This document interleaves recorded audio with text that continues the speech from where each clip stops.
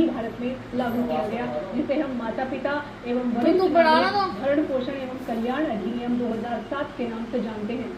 भारत में कानूनी प्रावधान भी हैं, संवैधानिक प्रावधान भी हैं, लेकिन बावजूद इसके समाज में बुजुर्गों के साथ दुर्व्यवहार होना, उनके साथ अपराध होना वाकई दुर्भाग्य की बात है। हमारे लिए ये चिंतनीय भी है और बेहद दुख की बात भी है। आज के प्रोग्राम में हम बात करेंगे सीनियर सिटीजन एक्ट 2007 में किस तरह के कानूनी प्रावधान बुजुर्गों के लिए दिए गए हैं, उन्हें अपने कानूनी अधिकारों की कितनी जानकारी होनी चाहिए और किस तरह से वो इन अधिकारों की मदद से न्याय की मांग कर सकते हैं। और इस विषय पर विस्तार से जानकारी देने के लिए हमारे बीच मौजूद हैं एडवोकेट शिव जोशी जी। शिव जोशी जी, कार्यक्रम में आपका स्वागत है।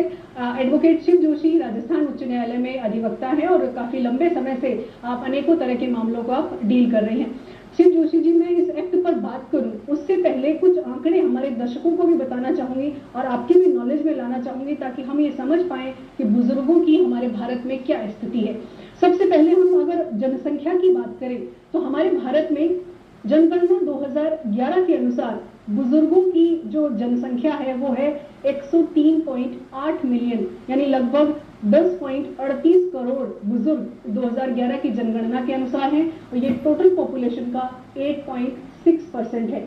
इसके बाद अगर इसको हम और डिवाइड करें तो फीमेल की जो पॉपुलेशन है वो है 53 मिलियन और मेल की है 51 मिलियन।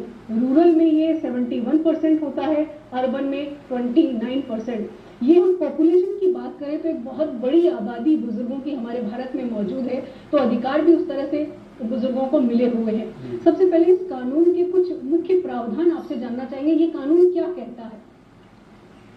माता पिता तथा वरिष्ठ नागरिकों का कल्याण एवं भरण पोषण अधिनियम 2007, ये अधिनियम बुजुर्गों की देखभाल, उनकी सुरक्षा, उनकी जो भी सुरक्षा संपत्ति का राइट्स, उनके लिए इनको कानूनी अधिकार प्रावधान दिए गए हैं।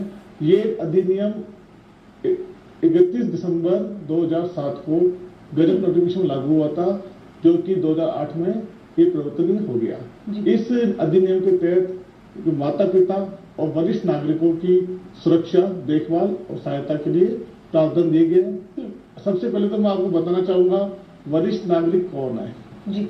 वरिष्ठ नागरिक का मतलब है जिनकी उम्र 60 वर्ष या उससे अधिक हो, परंतु माता पिता के लिए कोई उम्र का प्रावधान नहीं है। माता पिता की उम्र 60 वर्ष से कम भी हो सकती है।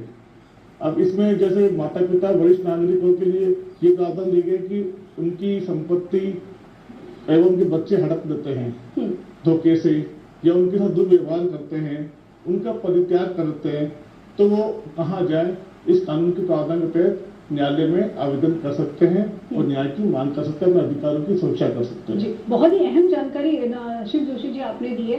ये अधिनियम देखा जाए तो भारत के लिए बहुत अहम है, क्योंकि बुजुर्गों की आबादी आने वाले समय में हम देखेंगे तो ये आबादी और बढ़ने वाली है।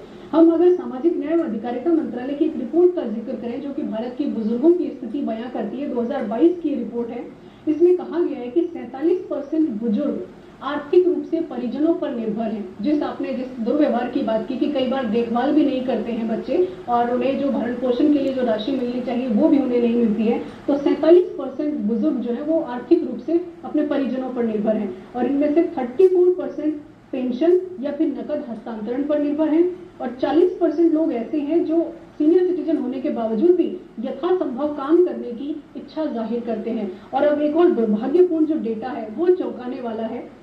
भारत में बुजुर्गों के साथ दुर्व्यवहार होने के 59% मामले सामाजिक एवं न्याय अधिकारिता मंत्रालय 2022 की रिपोर्ट के अनुसार सामने आए हैं और इससे भी बड़े दुर्भाग्य की बात है कि 59% लोगों में से मात्र 10% ने ही खुद के पीड़ित होने की सूचना दी या फिर उन्होंने मदद मांगी।